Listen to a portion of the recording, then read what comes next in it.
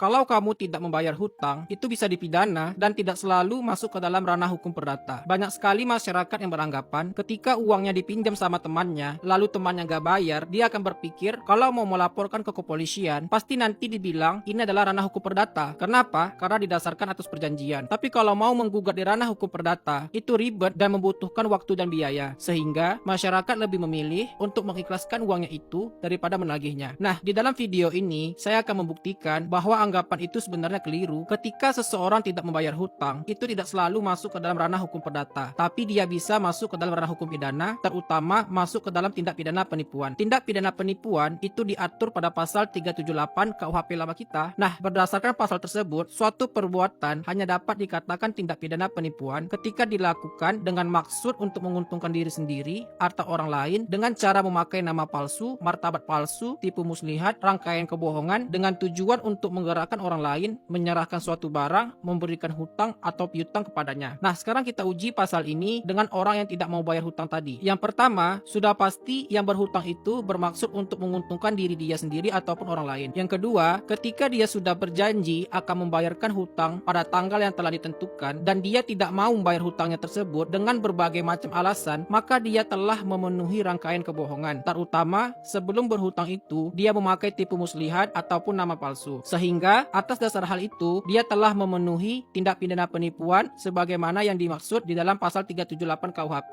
Dan dia bisa dilaporkan ke kepolisian atas pasal tersebut dan dapat dipidana jika di persidangan nanti terbukti bahwa orang yang berhutang telah mempunyai itikat buruk terhadap orang yang memberikannya hutang tersebut. Nah, menurut teman-teman, hutang itu sebaiknya ditagih atau diikhlaskan saja? Silahkan komen di bawah.